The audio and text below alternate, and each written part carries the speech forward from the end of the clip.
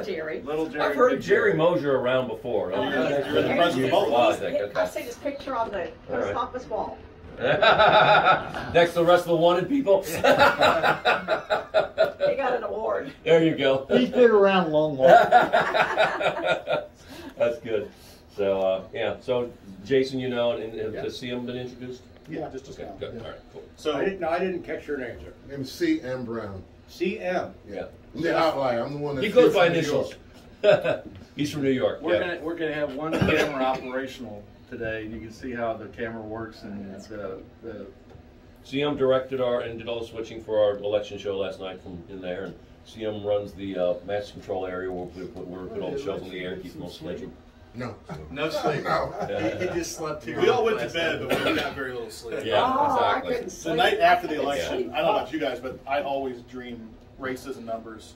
The night after. So I don't, not to say a nightmare, just You it's don't, still you in don't your count brain. sheep, you count votes. Yeah, there's something that always goes wrong during the show, and these Oh, we three go guys frantic. managed to figure it all out. How you handle it. Yeah. How you handle Right it when we goes finally wrong. were starting to get the numbers from the clerk last night, at about, what, 7:30, we have this computer where we enter it, and then it has to export it out of Excel into this graphics machine, a laptop in there and a laptop in here.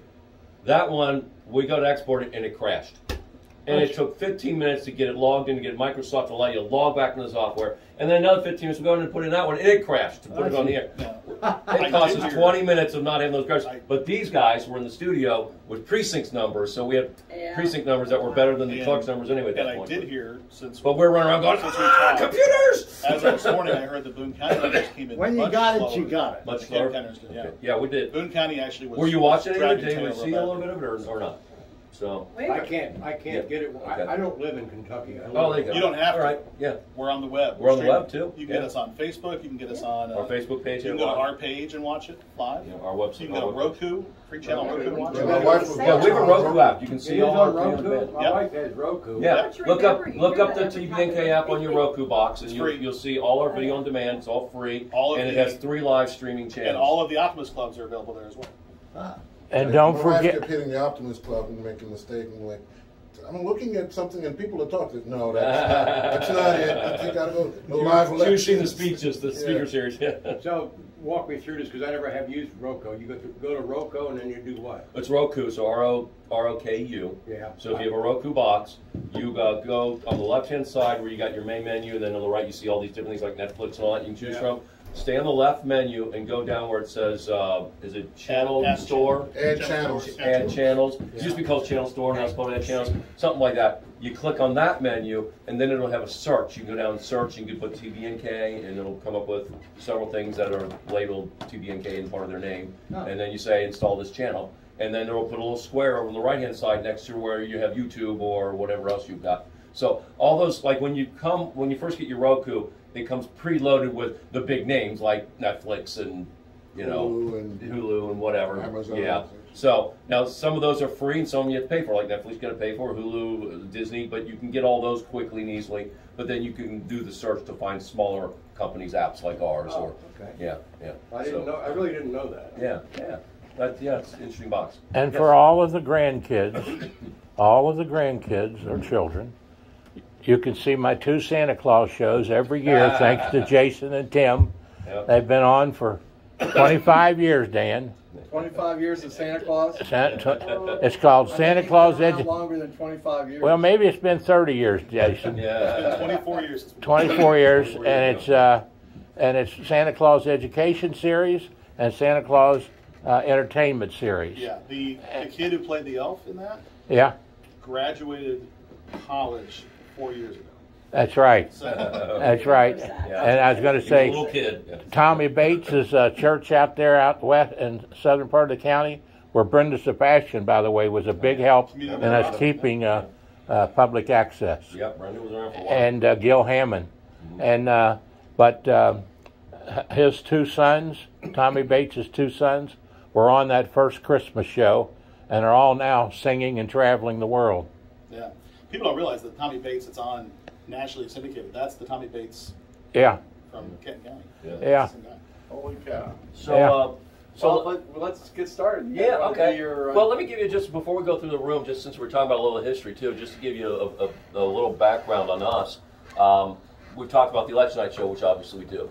Our probably #1 job is that we every month do for about 14 of our cities that want their meetings taped and put on the air. Yeah. We do about 20 some odd meetings every month that we are on the government channel. We have 2 government channels. Sometimes we even have a third live, so we'll air that on the main event channel as the 3rd one. And what we've done in the last couple of years is, it used to be that we had a live feed from the cable company from each of the city buildings back to us that was dedicated for that return feed. That never went to HD. It had some reliability issues. We started streaming a couple of years ago now, 1.5, 2 years ago, something like that. So we can live stream from every one of our cities in full HD quality back to our building now. We upgraded our internet speeds and all that sort of stuff. And so all those go live back to here, and then we can put them live on onto the cable channels, on the government channel. But also, we can simultaneously from our playback unit in there, we can go to the cable channels, but simultaneously also go to the internet. So we can go to Roku, we'll go to Roku, yeah, and we go to our TBNK to Go platform. But we also go to Facebook Live, and we set up a Facebook Live event for each of those things, yeah. So that'll be on our Facebook page. And we have some of our cities that have authorized us to do a cross-post, where when we do their city's meetings, it will automatically cross-post to that city's Facebook page. So just like we cross-post with us. We cross-post right, with your guys' stuff, yeah. So that really provides a neat new functionality for getting the word out. You don't do live on the Outness Club, you do a tape of the Outness Club, but you can bring it back. Right, when we put it up, we cross-post the playback. So when I'm in Outness Club or Brian's there, we tape the speaker or your meeting or whatever. It comes back here, it gets a graphic put on it, gets trimmed up, and goes to him. And then he puts it in the playback machine, schedules it for air, and that's the loop it makes. And like Tim was saying, I think it's a good thing to point out is all of our channels are HD. It's just a matter of whether the cable company chooses to carry HD or not. Right. So the very same channel that's on Spectrum in SD and currently Bell or Alta Fiber in SD. Right. Is in HD on Roku, HD on Facebook, HD on R2Go. So if you say, oh, TBNK is still in SD, no, that's how the cable company chooses to show us. Yeah. Cable company really only does the lowest amount that they have to do because they have a contract with us that says you're using our rights away for your for-profit business, so you should provide some local channels for our community. And they like to dig their feet in and do the bare minimum, So, and I hate to push too negative, but there's kind of pulling teeth sometimes to get things done. It's the old minimum wage argument. If I could pay you less, I would. But it's against the law. Yeah. It's the same thing. If they could do less, they would, but it's against the rules. Yeah. So moving off. I got a question. I really don't know the damn thing. So, you mentioned before you had a cable feed from the cable company, but it wasn't HD. Right. So you went to streaming. Right. What is streaming as opposed to the cable? Okay. So you're thinking the cable company is this sort of catch-all one thing that it's become now, which is broadband, right? But think back before the internet. Okay, there was cable TV. Yeah. Okay, and all you could do was watch TV through cable companies, and that was at the time an analog video signal, much like the same signal you get over the air from broadcasters with an antenna back in the day, but it came over a wire. Okay, that wasn't capable of internet data back and forth. It wasn't two-way communication. It was just a video, signal with picture and sound, right? So the cable company still essentially has a product like that. It's digital now, but it still comes over. It's not over the internet. It's directly from their head end to your home as a video signal, and it's on one set of frequencies. They also have some return lines that will send just that video signal from those cities back to us, or at least they used to. We've kind of released those lines now because we've gone to the streaming. Streaming is not over that video part of their lines that are out on the poles. It's over the frequencies on those lines. And by the way, you see a big fat sheath on those poles out there? That's got multiple fibers in it. Yeah. Some of those fibers are for the cable TV product, and some are for the internet product. Okay, so the internet product is what you think of as the internet. It's two-way interactive communication, goes out to the cloud. But by the way, they like to say, oh, it's in the cloud, so it's not through our system. You don't get to the cloud from your home directly. Your internet goes from your home back to their head end, then to the cloud.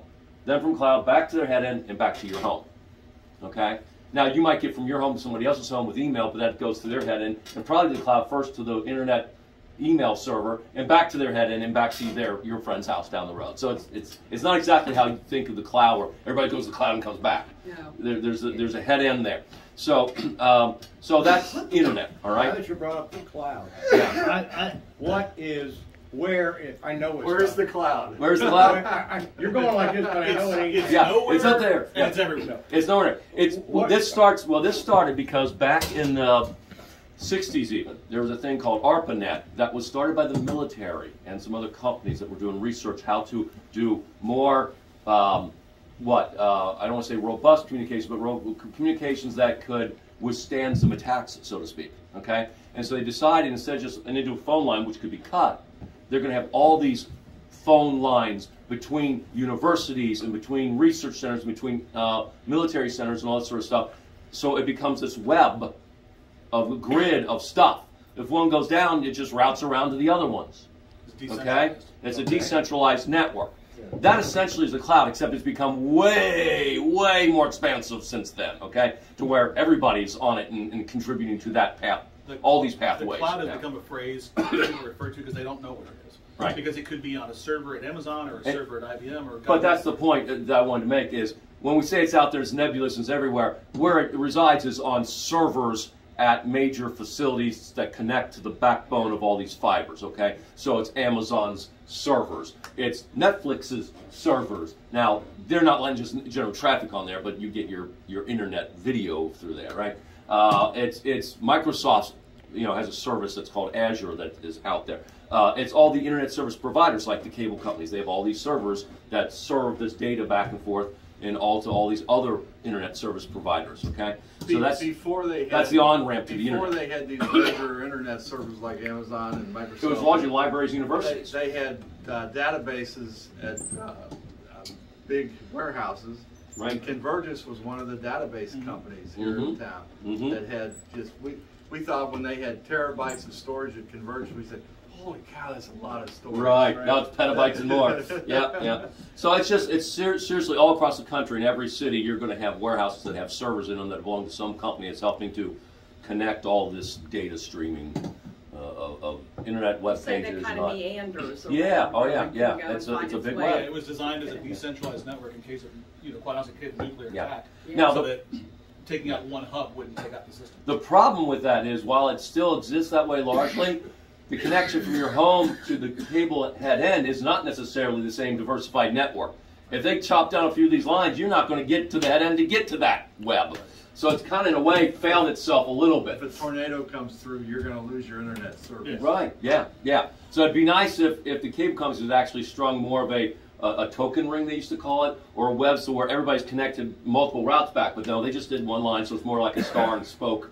So kind of, there's a hub and then it spokes out. To get back to your original question about what it means for when Tim says we're streaming from the cities to here, we used to use the cable lines, the return lines, and they were almost exclusively for our use.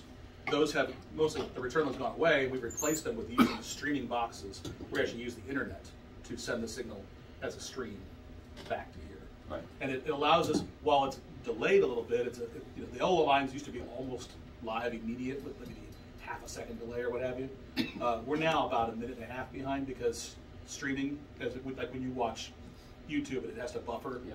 Same thing with us. It's live a little buffer delay. up. So it's we call live now. It's like it's not live. It's just processing. It just happened a minute and a half ago where it was. That's all. It's not really live. So and that's true. I mean, it's live in that it's not been recorded and being replayed. Anything you're watching now, what you're seeing is happening in real time. It's just a delay. It's a few seconds. Happened 10 seconds to a minute ago.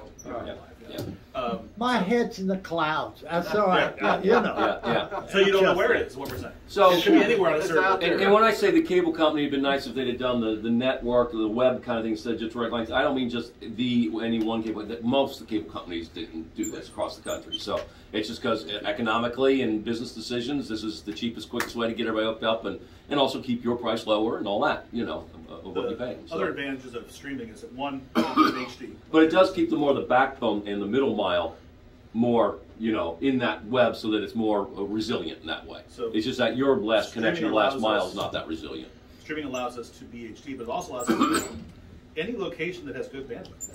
Before we were tied to these return line locations, like city buildings and libraries. Now we can go live from Pee-wee's if we wanted to. The problem is we can't do graphics and stuff necessarily. Well, also you got to know that connection will be Right, it has to be. Strong enough, because we go to some places and it just can't maintain the high enough speed. So yes. One of the greatest assets that I want to point out is the value that this all is. This studio, these people, this mechanism of transparency in government. And it's what makes... The community value. That's right, the community values. It's what makes government operate and function when you can have the citizenry involved through their local city councils and through their citizens that produce programs. It is an open door to democracy. It's a great information piece. It's a great Absolutely. education piece. It's a great awareness piece. I have a question. I've been asked this funding. Where do you get your money? Oh yeah, that's from the cable franchise fees. So the cable companies pay rent. Bill has a part of that bill comes to you. Right. Well, yeah. So some of it goes to the cities. There's a 5% franchise fee. Okay. And so the cities get 3% historically, and we get 2% of that 5%. So in Campbell County, their board gets 3%. The cities only take 2%. It'd be a little bit nicer if we got a little bit more of that cut, because frankly, our budget's taking some hits, and we've got some challenges. So do you have any? Do you get any money from like the federal government or federal funds or anything like that? No, there's no mechanism out there. And how about Kenton County? Do they send you individual? Well, just like the cities do for the subscribers that are in the unincorporated county area, we get that 2%. They get the 3%. Okay. So. Do you get any money from the lottery? No, be nice. We need something, because frankly, we're going to have troubles eventually keeping doors open money-wise if we don't get the revenues sort of fixed going forward, because there's been a lot of changes in the cable industry. There's less money, and so in fact, you're talking about the value that we bring. Let me just talk about. We talked about meetings. We talked about the election night show. How many of you seen the local high school football or basketball games that are on our main event channel? Absolutely. We've been producing those for 20 some odd years with our high schools. Full game coverage of football and basketball games, championships, etc. Although that's starting to change because the state associations disallowing some of that, but we do the regular season. We also had Thomas More Sports that they still produce and carry. We used to partner with the production on that, but they're handling a lot of that on their own now. But we have Thomas More, all kinds of sports. We carry more of their sports. Yeah, exactly.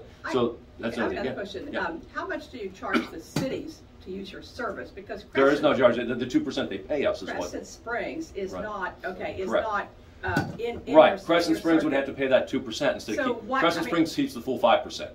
Okay, so every city pays a different amount? No, every city pays 2%. What would that be? Based on the number of subscribers. So the revenue that comes. So like, let's just say your city.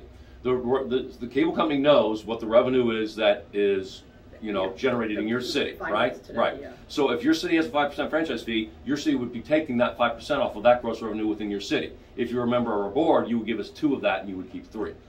All right. Now, frankly, the other thing that money's at is your city's probably not even getting a 5% franchise fee, because the state back in 2006 started a state telecom tax and stole the franchise fees from the cities. Oh, really? All right. There was a lawsuit that went to district court near Frankfurt, and of course that's the home court of the legislature. So the legislature won that. Some cities challenged that and said you can't prohibit our franchise fees because under the state constitution, cities have to bid out any franchise and get proper remuneration for it. They're not allowed to just give it away for no good, reasonable return. The state violated the Constitution in prohibiting franchise fees for cities. They didn't violate the Constitution by setting up their own telecom tax, which they did. So basically they said, we're getting rid of franchise fees, we're doing telecom tax, we're doing a money grab. We're taking it from the cities and we're taking it to the state. That's what the state did back in 2006. So some cities sued over that. They lost in district court. Then the cities went to the appeals court, the state appeals court, and won. Then the state, along with the cable companies who were in bed with the state, they both sued again to ask the appeals court to reconsider it. The appeals court said, no, we're not doing a second bite at the apple. We made our decision. You're done. So the state and the cable companies sued in state Supreme Court to try to get that overturned. The cities prevailed on that, and so it's now law that the state cannot take the city's franchise fees away, but the cities can stay in the state plan and voluntarily give up the franchise fees. So that's probably where your city is you're not getting the money. To the state. It's going to the state, and under that state plan, if you're in the state plan, there's this hold harmless equation the state put together that they say we're giving you back this amount of fees based on what you certified in 2005 was your amount of fees. Well, guess what cable fees have done since 2005? Oh, yeah. The state's pocketing that difference. They froze you at the 2005 level. And they also shortchanged you, by the way. You got closer to 4% instead of the 5%, just like the state does to cities all the time. Okay? So that's why cities, some sued, and some of the cities, a number of our cities, looked at the revenues and the difference, and they left the state plan because they're getting a better return. And we helped them find that information. We helped get them all the data, and then the cities made those decisions. A simple way. Now, the fact is, cable fees are starting to erode a little bit. It might be at some point in time where you might have to go back in the state plan because it could continue to erode back down to where it was in 2005. But a simple way to explain the numbers would be, I live in Independence. If it's not, but let's say my cable bill is $100 for easy math. Then $5 of that 5% goes to the city, of which they give us $2. And so you keeps 3. So yeah, exactly. Unless you're in the state plan. If you're in the state plan, it's a little different, although it's still kind of similar. Yeah, but that's the basic it's one of those So Crescent Springs is still in the state plan? You probably are. We don't. I don't know. I don't handle yourself. I want to investigate this and be able to land, because I'm very confused. There's so much numbers you threw out. Right. That I've got to look it over and kind of. Sure. It's a lot to digest in a quick conversation. Janita is on city council. Yeah, that's what you told me. Yeah. So, Are you on council now? Yes. Oh, okay, I didn't know that. I knew you ran a while back. Oh, and I ran 4 years ago. I ran as a write-in kid, lost the toss, which was fun. Yeah. And so I heard last night that my name was on the sample ballot in Erlanger. They picked it up, and Georgette Nordlow, she said, Janine, your name was on the ballot because there was all that Erlanger council people, and then my name was at the bottom. But you live in Crescent Springs. Yeah. Well, I guess maybe it said Crescent Springs, but they said it for a while. Somebody must have told them they removed it. On the sample ballot. But that's good publicity for me. Sure. Yeah. So anyway, what I wanted to kind of say though, before we talked about the election night show and all the stuff with the meetings, and then of course for our cities, we handle a lot of these questions about franchising and fees, and also dealing with cable companies' lawyers, and when the cable company gets sold or merged, there's a transfer process that we handle. We do filings at the FCC on issues and all that sort of stuff. But beyond that, other programming we do, the sports that we do talk shows with the mayors. We have one called City Talk. We do a show I started some years ago that's called Discover Northern Kentucky. What we wanted to do was a positive show that shows off our city's neighborhoods and landmarks and history and that kind of stuff. So if you go to our TVNK to Go app or go to our webpage and look under programs and look at Discover North Kentucky, you'll see some beautiful videos on things. Jason and CM just did 2 great videos that added to this in the last year. CM did one on the old neighborhood cinemas that used to be all up and down all these cities, especially in Covington. How many of them was about in Covington, up and down Pike and Madison and all that? About 25. Back in the day, in the golden era, So he's got this great old historical, pictures and interviews with people about that back in the day and how it progressed through the years. Jason did this beautiful thing on the streetcars, remember the old streetcars? Yeah. He got great Superb. footage from the library. The library's a great partner with us. They work with us on videos all the time, and they have, of course, great resources in that regard. But he interviewed Mayor Heeman out of Fort Mitchell because they have that diorama in the front of their lobby about the old streetcar, and how it always turned around there by the trolley, I was there. Yeah, exactly. Was there. You lived it. You remember that next to Covington, the next city that had the most, was probably Fort Mitchell. Yeah. They really had a lot. So the mayor gave some great history on that. So we had all these great interviews with Pam Sport, like at Park Hills, did some great interviews for us as well. Of course, Chuck Eilerman, who's been around and knows the history, but also, of course, we have Dave Schroeder, who's a great historian at the library. He's on a lot of these Discover Northern Kentucky videos, but it's a great piece on that. We've done one on Ludlow not so many years ago, a really nice piece on them. We had a couple of our part-timers that also did a several one just on the old Ludlow Lagoon when it was the old Pony Island, right? Did you notice that I reposted that? Good, thank you. We post these on Facebook. Go to our Facebook page, start looking for that. Go to our webpage, tbnk.org. You'll see right on the front page, you'll see our platform for VOD. Some really neat story. In Covington, we did one on Riverboat Road and all those statues and all that stuff. We did one on the beautiful architecture of the cathedral and Mother of God Church. We did, what else did we do in Covington? There's so many things. The founder of the Boy Scouts, Daniel Carter Beard, his home over there. We did a whole thing on that. And Tim doesn't know this. Ironically, because we had to get all of our election programming off of our channels. Now the election's over. This week, starting tonight in the evenings on our Government Channel 1, which is on 203 on Spectrum and 185. What? No, 115. 815. See, now I'm doing it. 815. I didn't work it Yeah, last oh, that's right. 815. on Bell Alta Fiber. Alta Fiber. Yeah. We're having from like pretty much, not exactly, but from around 6 till around midnight each night, Wednesday through Sunday, we're having a mostly Discover Northern Kentucky Marathon. Oh, So tune in and watch it on the gate. All the shows he just mentioned, they're all airing. So many good shows on that.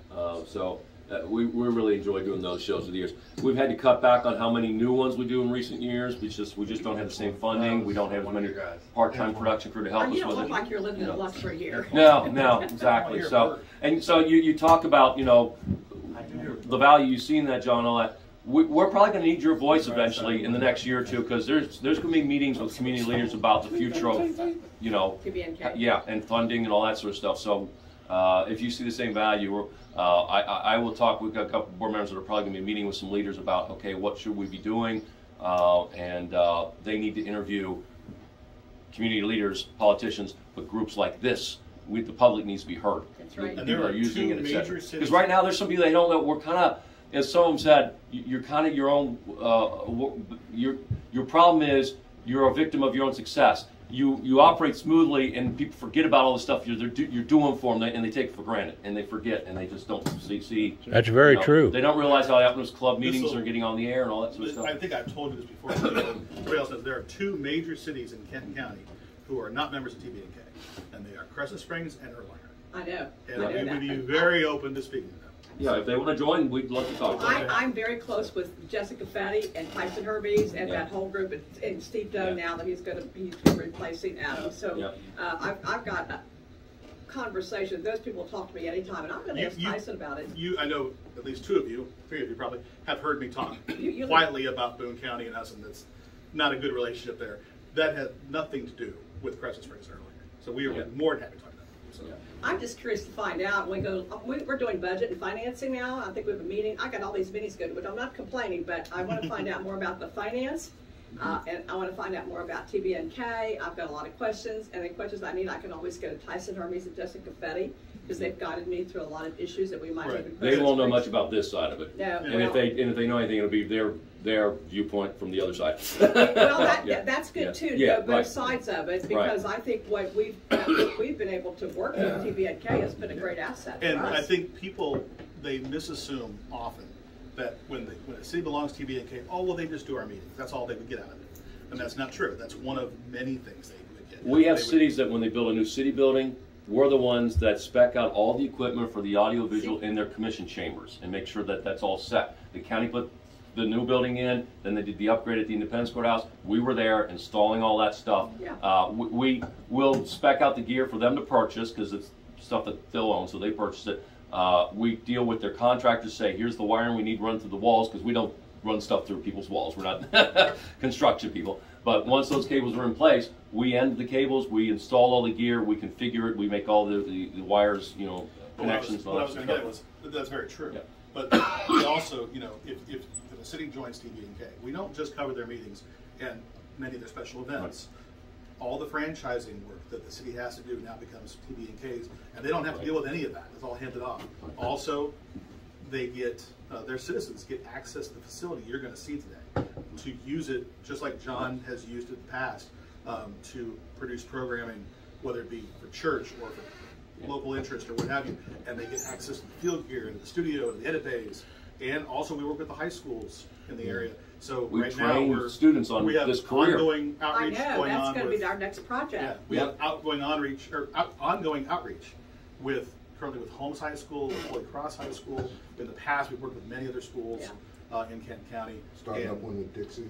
And like you said, the whole C-SPAN idea is a function of that. So there's all these functions TBNK does, but often we only get credit for the city meetings. Right. So. But beyond that, for the cities, most years we do a couple of our cities we work with regularly to do their 4th of July fireworks. There's concerts they do. Yeah. We've got summer concerts at Crestview Hills and at Edgewood that we've been doing regularly the last couple of years, where we take out a whole crew with. 2 and 3 camera switch coverage of That these is concerts. the perfect, we'll get to you in a second. Yeah. That's the perfect lead-in to election coverage. So, go John, question. I just wanted to say, an asset that these men have been here and that this facility has been here. I could not have filmed the history of all 120 counties. The first person to ever do that.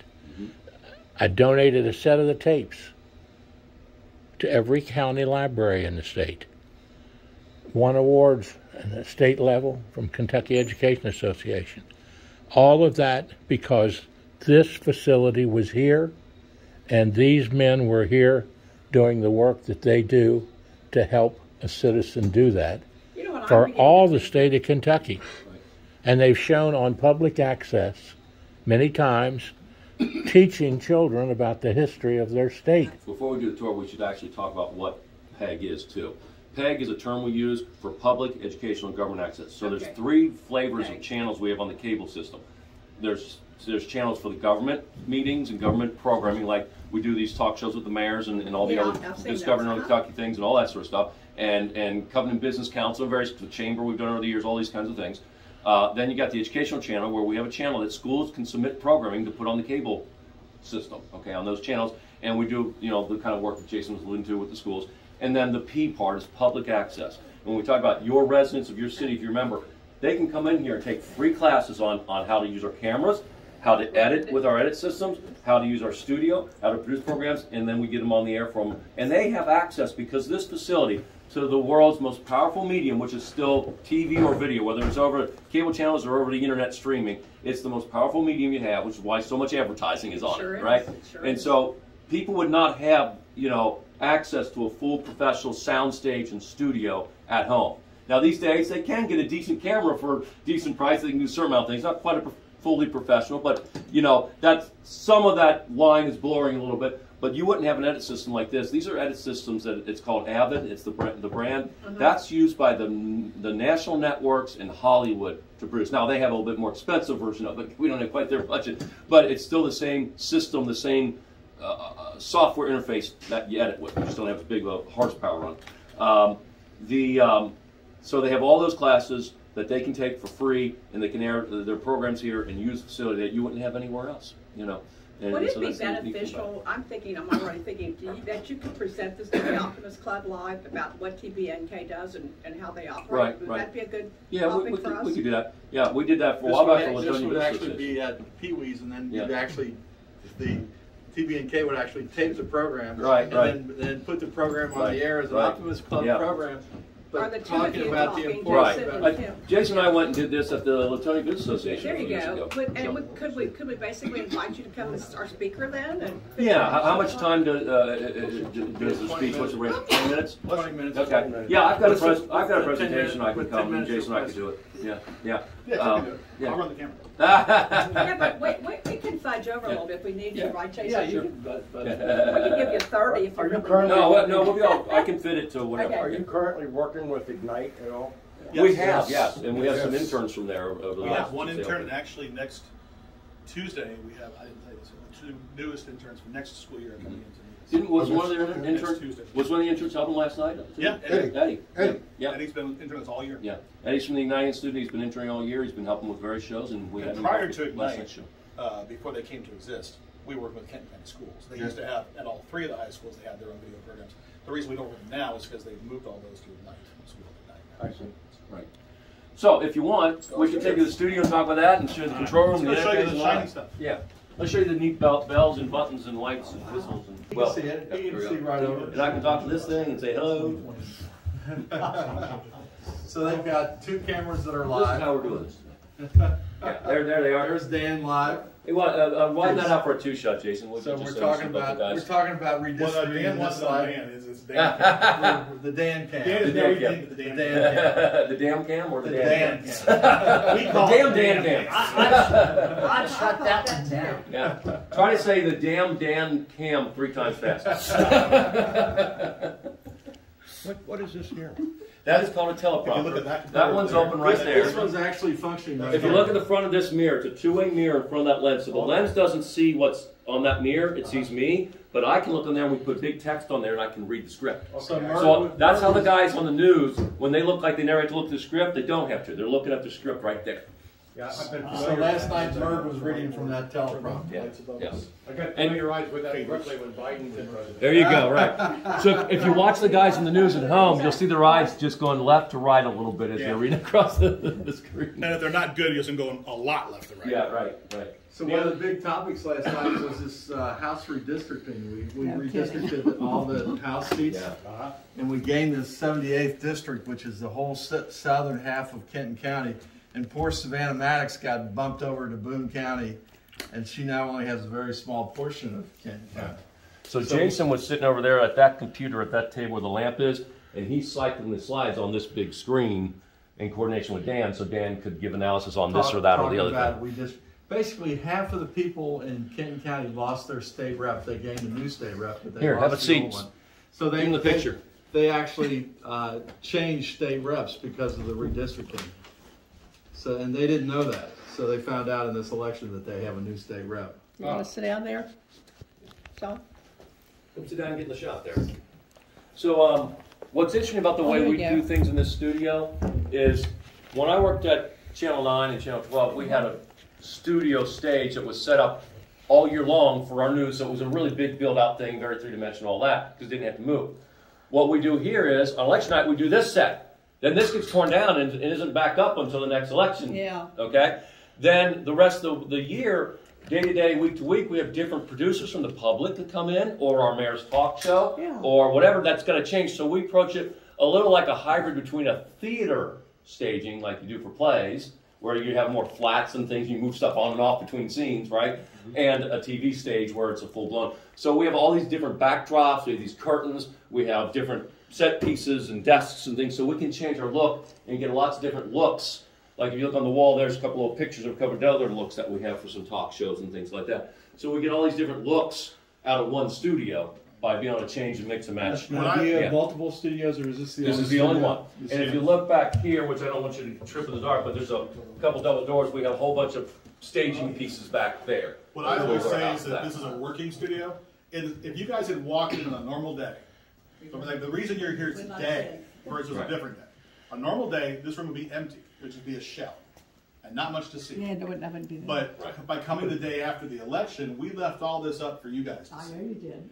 And this afternoon, we're tearing it down. As soon as you leave, we are tearing it down. Because we have to set up for our board meeting at 6 o'clock tonight, where we will have some desks lined up in here in like a V shape in the corner with, 10 chairs and people doing looks like a city council meeting. I think this is really cool to give them an idea of what an actual studio looks like. It's a working studio. I mean, it's actually doing a show. Come down there and get a picture of us. We were talking about some dates, and I got the idea. What if we could do it the day after the election? We could leave this up for you guys, and you get a kick out of seeing it. The studio kind of in its biggest moment. A live studio. Right. Yeah. And one of the neat things is, besides the staging, that this is the kind of thing that if you go, well, I just do YouTube. I just got a camera. I can shoot stuff with my camera. One, you don't have this kind of lens to follow action and zoom in and out smoothly. Try zooming and pinching your TV screen and follow something live from close up to wide shot. It ain't gonna work. You see, people get confused because they see Apple always promoting how you shoot movies with an iPhone. That's an edited thing, not a live thing. I can take my phone and shoot you and stop, and then go over here and shoot a wide shot of this, and then I go and edit it together. You can't follow a live thing like a live show without decent lenses and cameras and a switcher and all that. And lighting. Right, and that's nice. So we have the stage and we have all this lighting. So let me just do something real quick here to show you a couple things. So we turn on these big soft boxes that are fluorescent first, but if you look at the screen, it's not really lit as well as we might like yet, right? So what we do, somehow that got okay. I wondered if that was being projected. Right. So what we do is we can bring in these extra lights. I put those, there's pattern projectors that put those stars in the backdrop, and we have to have enough space to get that star behind Dan's head without putting the star on Dan's head. Right? So if Dan backs up a couple more feet, back up, you'll see that star hit his head in a minute. Just keep going, Dan. Keep backing out there. It's starting to hit his hair, and that doesn't look so good on there. So we have to sneak our angles with our lights, okay? And we have to try to, we create an initial pattern of light on one side, but it causes a shadow on the other side, so we fill in the shadow side with other lights. So we what we call a key and a fill light. Then we have backdrop and background lighting and backlighting on their shoulders if we want, all that kind of stuff. Even little subtle things like this. See on the screen right here, this little desk that's just peeking in on the side? it starts to look like a cavern sometimes when the light falls off. So see how it's a little dark there? So we do little just things like, just turn that light on, and it just makes that pop a little bit. And Okay, look yeah. more The line is There's little subtle things we do to try to get it all important, evenly lit and lit nicely. So, so in reality, when you're doing something live like this, I can even be myself and say, everybody loves somebody sometime. Yes, you can. Makes no difference when or where or how. Is there an off switch on it? Everybody loves somebody sometime. It's public access time. There you go. Right now. We'll make it the public access song. All right.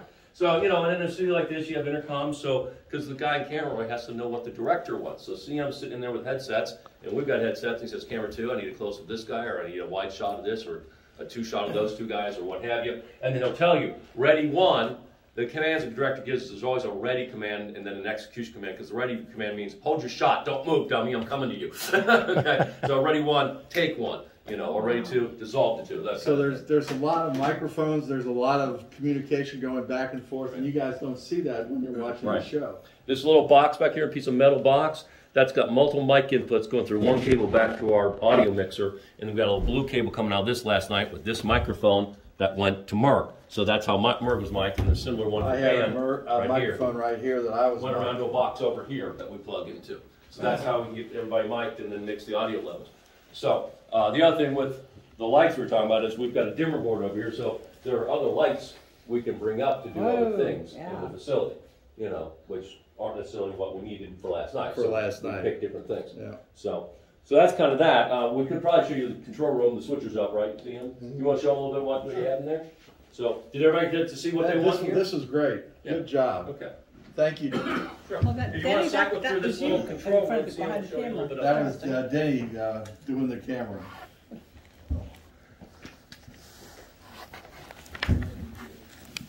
Watch your step there, Mr. Jerry. Okay. You see here?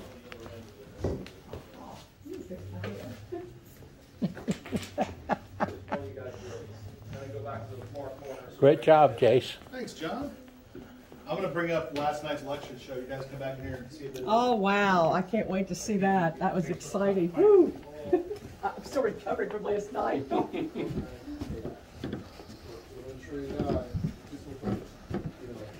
Careful, yeah. A lot of things going on, but Watch the threshold you know what there, you're looking for.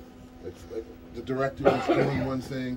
I'll have an audio person that's sitting at this bench over there, handling audio. There's going to be the person that's holding a teleprompter. They're over there. Might have an assistant that's helping me. So how many people did you have in here last night? Last night we had 1, 2, 3, 4, and then that guy running in and out.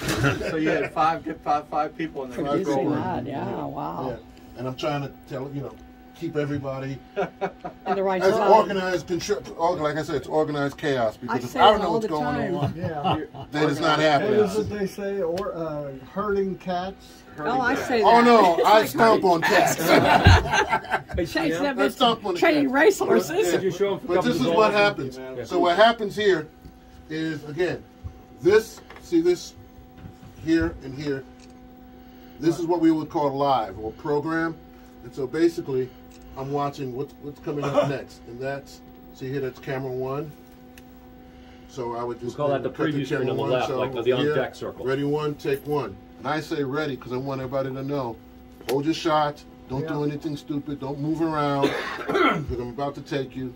Take 1. Then I might tell, camera 3, we got an obstruction, there's somebody's button away, so I want to move around. Somebody's button away. So then, okay, ready 3, take 3.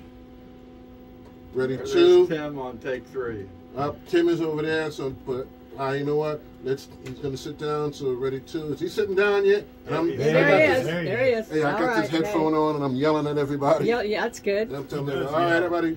And remember, he's from New York. Yeah, we know how the New York attitude is. We got that. Oh, good. Because if I'm directing, I'm going to have people, I'm going to be yelling. Like I said, I'm from the Bronx, so. Oh, that's your excuse. So, if you don't talk like that. Switch to that. you're the first person to ever say that out here with all the accents that you guys have. I don't have an accent. That's right. We don't have an accent. Right.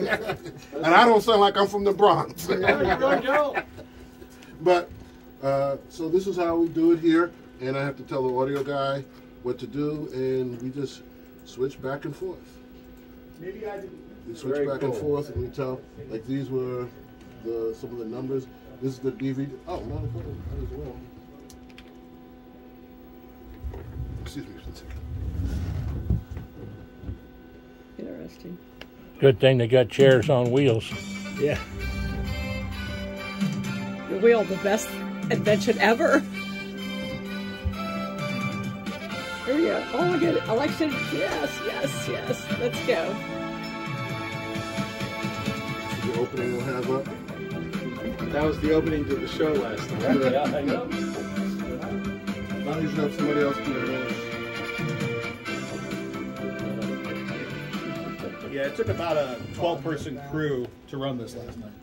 What you see him do by you himself. had 12 people running this Well, last we had night? 4 in here and, what, 5 in there? Oh, The maybe guys running the that computer behind you, that's the teleprompter. That's how they get the text on that teleprompter screen. So we had a guy running that. We had 2 guys over there. We had CM here. We had a guy on the audio board. Then we had all those camera guys. Then we had Jason and me and Lisa wrangling numbers and data. And So counting you at and the end of the Merck. show, Merck thanked everybody that was the staff working, and it went on for like a minute. You know, you had 12 or If you guys 13 come back in the studio for a second, I'm running a little bit of last night's footage. I want to see that. A lot of people. What's going on in the 69th district. There you go. Yeah, Jason's got some more in the studio now.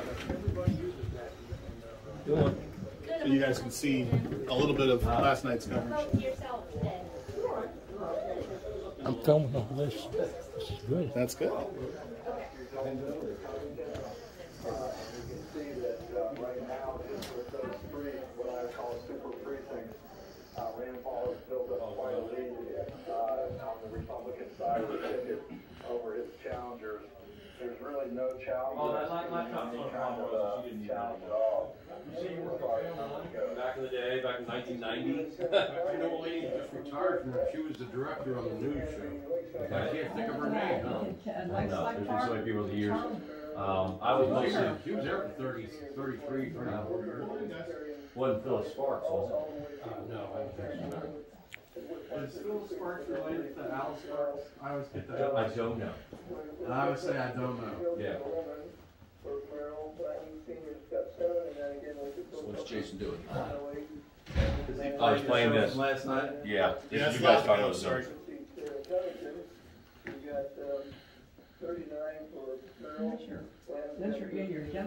So what we were looking at here was actual precinct information, polling data that we had gathered ourselves from the polling locations.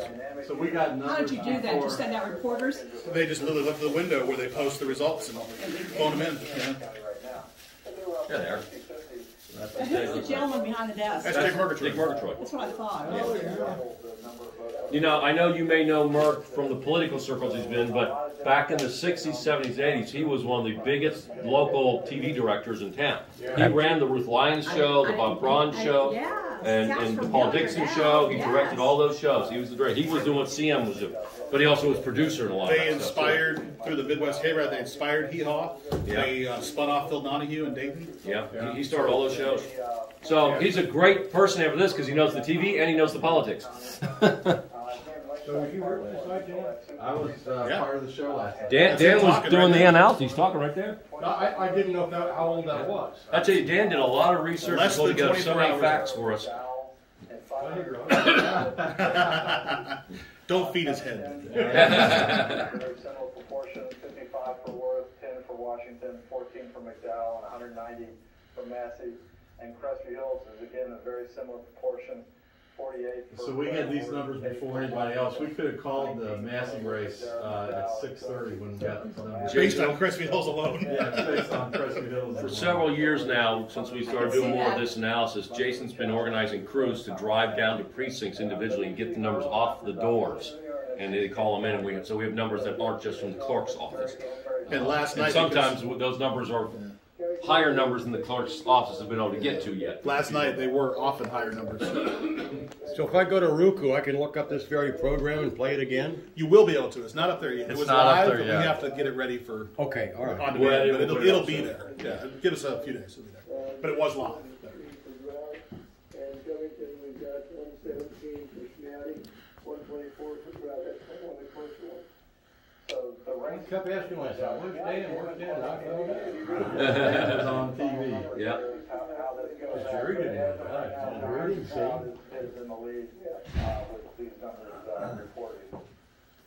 Yeah, Dick Murgatroyd, he came and talked to the Optimist one time. Yeah, I bet he did. And he, probably years ago. It's, I mean, he really was in the know of a lot of people. He was probably county judge executive back then. He was in touch with Doris Day and Oh yeah. I don't doubt it. He knew Bob Hope real well. He worked with him on things. And said she would not fly anywhere. Really? Absolutely refused to fly. Wow. Who's that? Doris Day. Oh, Doris Day. Okay. The reason that was of interest to me is she's from Cincinnati. Okay. Interesting. This was that race that we were all kind of a buzz about since you guys had the candidates on the Optimist Club, and Ben Dusing, how he'd been in the news because he'd been, ruled out of the race and then back in, and that press didn't do him any good because he came in last. I know. But it's. Ben was a nice man. I was actually impressed with his presentation. In fact, all of those family court, that was a great day. But when you have the last name Knockelman, that's going to get you some. We love Chris. Yeah, he's a great guy. Judge Knockelman has done a really good job unifying things. He lives in Crescent Springs, you know that. Oh, I didn't know. He's right down the street from me. No, I think you know, but you may or may not know. I like working with that. Last night, if I understand it, the Optimists, those who wanted to, met at Pee Wee's with Thomas Massey, where he held his victory party at Pee Wee's last night. Wow. We were packed. We were like. Were you? And I sang my old Kentucky home for him. Oh, it was fun. John sang my old Kentucky home to the crowd. John likes to do that. How many people were there, Janine? Just packed. Oh, I don't know. We were packed.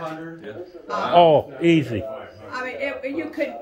You couldn't move. From Boone County, that one, Chet Hand, and they all, and Mary Ann Crocker, they all came over. And because Chris Weiss was a big putting people together and doing a lot. He did a lot of good. Working with Steve Jones too. Just Chris Weiss, she's Mayor of Fort Mitchell, I think, right?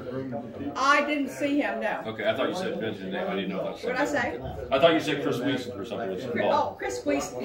Is he the mayor? He's not the mayor. He used to be. If it's the same guy I'm thinking of. He's the lawyer. Yes, he's that is he. Yeah, he was there big time. Oh yeah. Okay. He was there. Because he basically walked with Steve Doan. Okay. So they walked away his 69th district. Gotcha. But I made sure people would get out. Well, that race there was close. Stephen Doan and Adam Koenig. That was like less than about 100 votes or something. I know. All right. So, any questions about anything, or? Yes. Yes. I do have a question. How do you lay out that where it says candidate, Adam Koenig, Stephen Doan? What did you do that on a? That's a PowerPoint. PowerPoint? Yeah. We use PowerPoint and like that one he's manual entering.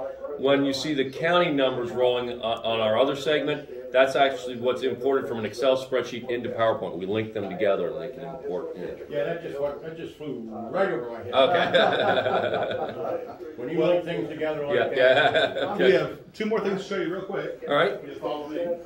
You know what? Another thing amazes me.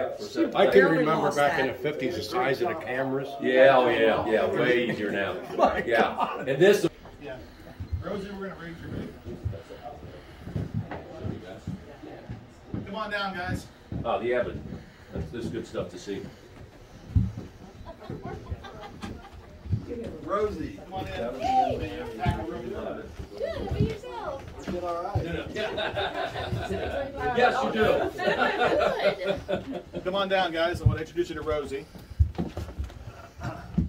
And Rosie has a special significance to the Optimist Club. Excuse me, I'm going to squeeze in here so everybody can get in. I explained that when I come and cover and I run camera on your events at the Optimist Club, I then pass it off to Rosie.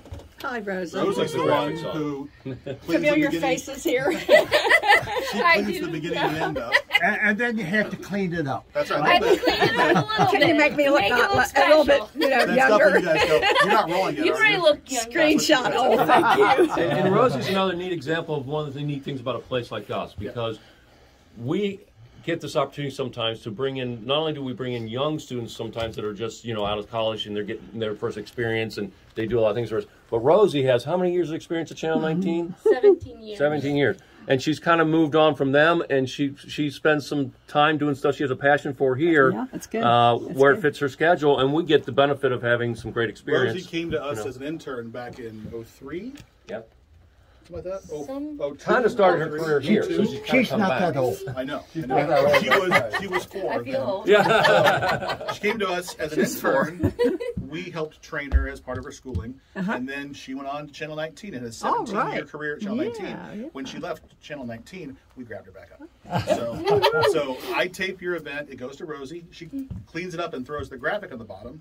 She finishes it, gives it to CM, who then puts it on the channels. We also have another guy that does part-time silvers named Eric, who retired from Channel 12 a handful of years ago, and just comes in here because he has a passion, just kind of doing his little spending money. He's not doing it for a big career thing, and it's great for us. It helps us leverage a good community of creative people. And we have part-time people, former part-time people, and interns who have left here, and there are currently two camera people at Channel 19, Mark and Alvin, who are at Channel 19. We have a full-time production person, Myra, at Channel 9, WCPO, and Brittany, who went there, and now she's somewhere, I want to say she's in Toledo or someplace. Jennifer Henry, who's currently at a station in Dayton. So we pump people out through here as well. That's to good. go on, That's good. Where were you an intern from? What school? So I went to what is called now Ohio Media School. Oh, okay. So you learn radio, you learn TV, and then you decide at the end what program you want to go more into, and I chose TV. It's kind of a college like the ITT kind of college, but it's focused on media. In TV, so we work with OMS, we work with NKU, Thomas More. We're trying to get in with UC and a few others to start getting more people in here through those pipelines. And Rosie right now is working on a lacrosse game, it looks like, from Thomas More. Again, Thomas More does all their own sports coverage now. They have a large web operation, and they are allowing us to re-air all of their sports. But there's commercials in it, and we're non-commercial. So Rosie has to cut the commercials out so we can air it. Thank you. We don't like commercials. There's too many of them. Our thing is the cable company insists on that being part of the contract for local channels, so we can't violate the non-commercial. When Tim was talking before about the edit software and what they use in Hollywood, this is what he was talking about. And what's really neat is, if any of you know anything or have seen old pictures back in the day, or had the idea of back before the 1990s, 1980s, 1970s, earlier, you had tape machines in here, and you'd put a tape in the source deck, and you'd have to then give it an in and out point and say, edit that and record it on the record deck from this point to this point. And then you'd find your next piece of tape in the source machine and edit that onto the next part of the recorder. And if you decided something that you've edited for a half hour and go, oh, you know that one 3 minutes in, I want to take that out. You couldn't just take that out. There'd be a black hole there for 3 minutes. You'd have to replace it with something, or you'd have to re-edit everything from there to kind of ripple it down. That's a big work. Now, it's on computers. It's all digital video files. It's like word processing. You cut and paste. You can open a hole. You can close a hole. It's awesome. And so that's what you see.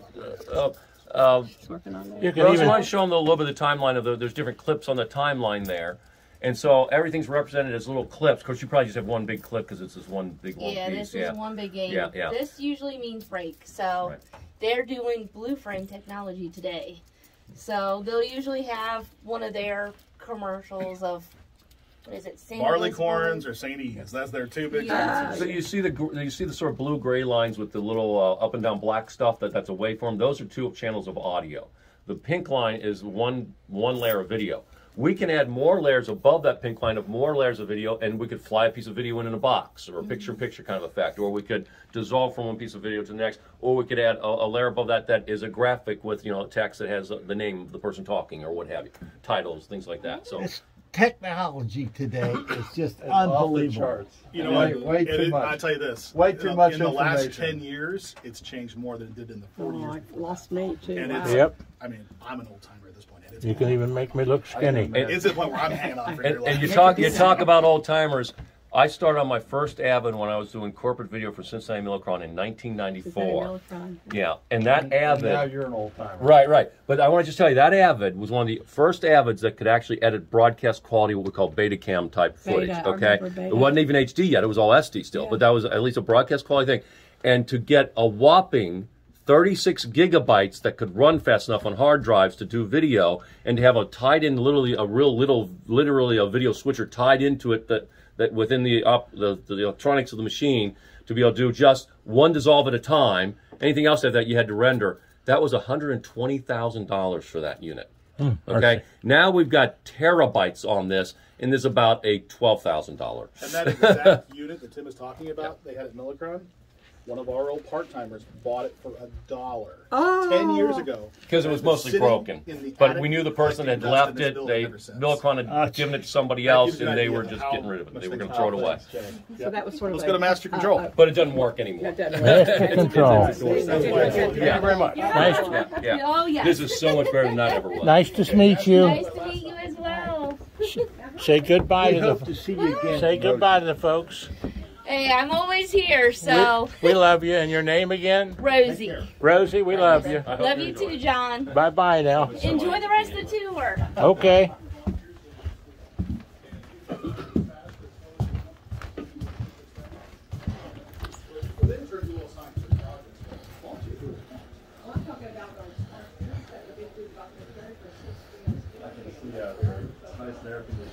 Yeah, it's definitely warmer in there. You won't be here if you don't get down toward the entranceway there a little bit. That glass is going to cut off your sound. This is our front porch, really, this room. Wow. This is what gets stuff on the air. Yeah. I can film this through here. There you go. You won't be able to hear him, though. Oh. You got a couple wires there. Yeah, just a few wires, yeah. He wants you to come in so you All can hear right, us. all right, here we go. Yeah. Last stop. I don't suppose I could turn some knobs, could I? But then see him push Just randomly push some buttons and turn some knobs. See what happens. I have a rule I live by: don't aggravate the black belt. And he's the black belt. Yeah. See that staff there? That's not a shower rod. I actually teach martial arts. So you're in what's called master control. Every TV station or television facility has some kind of a master control, whether it's TBNK or it's WCPO. They all have a different version, but it's all the same purpose. All of the signals that are coming in, we talk about the live signals from our council chambers and whatever, they all come in here. All of our channels, the studio comes in here, and it gets processed, scheduled, and broken out to both cable companies as well as our Roku channels and our Facebook feeds and our TBNK to go website. What you see across here these are our confirmation feeds up top from Cincinnati Bell, Alta Fiber. We got our 2 government channels, big screens, 1 and 2 there, and then our other 4 channels, our religious channel, our educational channel, our 2 public channels over there. The reason we have the 2 government channels and the 2 big monitors, the vast majority of our live signals, which is about 25 times a month, are almost all government meetings. So these are your 2 live channels right now? Yeah, we go live on the one main event channel also with the occasional thing, but the majority of our work every night that involves government meetings is happening on those 2, so we chose to put those on 2 big monitors. So this would be like 8:15 and 8:16? Exactly, yes. So this rack, again, processes all those signals that either originate here in this computer, and everything plays off a hard drive. There's no more DVDs, it's all hard drive based, all server based. And from this room, if you're going on Bell, if you're a Bell customer at home and you watch our channels, the channel leaves here. As I understand it, goes to downtown Cincinnati, and then maybe goes to like Blue Ash, and then back, and then it's broken out to the houses. If you are a Spectrum customer and watching one of our channels, it goes. Wait for this. Wait for this. I used to say it goes from here to Edgewood, and Edgewood breaks it out to the homes. Then about 10 years ago, when Time Warner bought the system, was okay. It goes from here to Edgewood, from there to Columbus, and then back to Edgewood and broken out this. A couple years ago, I found out when Spectrum took over from Time Warner. Wait for this. The signal goes from here to Edgewood to Denver. Back to Edgewood to your house. So when you watch Annapolis Club at home, it has gone through Denver, Colorado. And I joked with the tech that I know real well. I've known for 24 years there. And I said, next you're going to tell me, Greg, we're going to Mars. Yeah. And he said, don't laugh, it's not funny. Ask me again in 2 years. But when it goes to Denver, what do they do with it, and why does it have to go there and back? Spectrum's channel master feeds are all out of Denver, no matter where you are in the country. So all the signals, all the regional signals across the country, all for Spectrum, all go to Denver. So the control room for Spectrum is bigger. The main all the channel lineups, and then send them back out to the regional. So it goes back to Denver. So is that automated in Denver, or does somebody actually have to do that? It's both. It's like here. This is automated, but CN has to be here 40 hours a week and often 60 hours a week to make this happen. So it allows us to be on the air overnight without somebody being here, but there's still a lot of work to do. He's not actually pushing a button to play a program. He's scheduling stuff. And it's more or less the same idea in a regional. The whole point of going to Denver for Spectrum is, as they became this bigger company that covers more states, they can save dollars by not having to pay a guy to sit in a room in each city or each state. They just shrunk the operation to one operation hub. Okay. And they also then, many of the channels are national channels, so they just send the same one feed out to all the systems, and then they inject the local channels like ours back. Yes. The Edgewood part of the operation that did that for years has gone from probably 5 or 6 people, maybe more, down to 1. And the one guy who's there is he's in retirement, and I don't know what they're going to replace him when he's gone. So that's what Tim's illustrating is. You're seeing that at every regional spot, the shrinking of just like staffs. any company, it becomes a bigger conglomerate. They find ways to cut staff and get synergies, right? So, it's cheaper to rent all these fiber lines. And is that a funding issue? Or they just want to. It's a profitability issue. Efficiency. So can you do any of this from your home? Can I do this from my home? Yeah. I can do some of it from my home on my phone. Yeah. But I just find it more efficient to do it here rather than deal with the phone and then somebody we can do kind basic of operations if we have to. Like if I'm out of an event and there's nobody here, I can actually probably switch myself live on my phone, which we couldn't do until recently. But we can't load fresh shows from the phone. I would demand a little bit more comfort, okay? Yeah. You should see his old chair. You should see the old chair. This is much better. And if you put some cloth under that chain. But yeah, it's all. Technology is changing and more profitability. It's crazy. Better.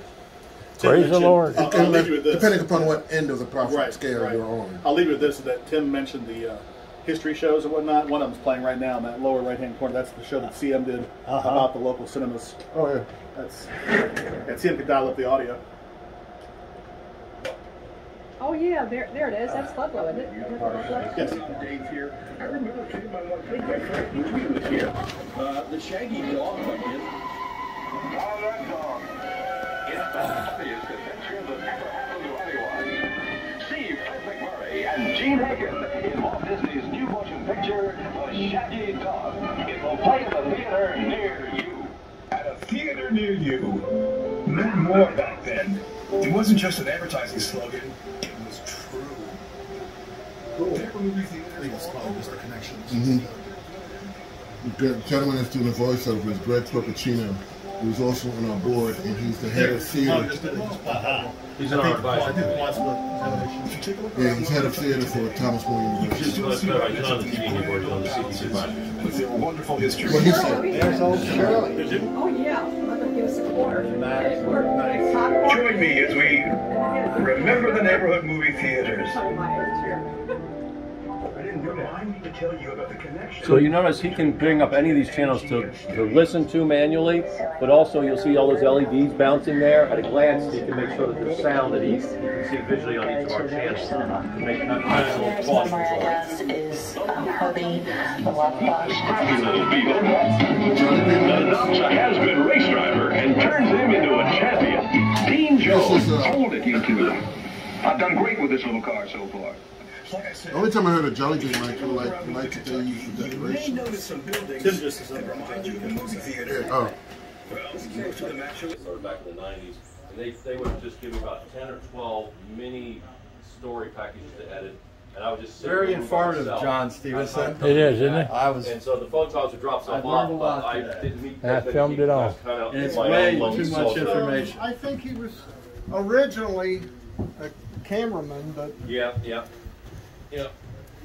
So when I was at 9, I was more involved doing all kinds of things from field talk and editing to studio crew and all that sort of stuff. So I met a lot more people there.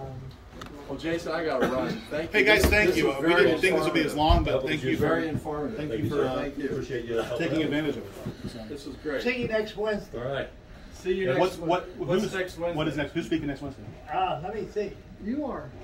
I don't think we're doing anything next Wednesday. I'm not speaking next Wednesday. I think we're on the balcony. Actually, we're on the balcony with John Middleton. If there is one, I will not be there, Brian, because I have to go. No, we're not shooting. We're not shooting next Wednesday. We're on the balcony with John Middleton.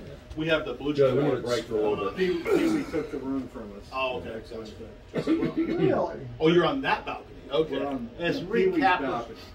Gotcha. We're doing the election results. We're talking. You guys talking politics. Gotcha. That's. We don't do politics. We do government.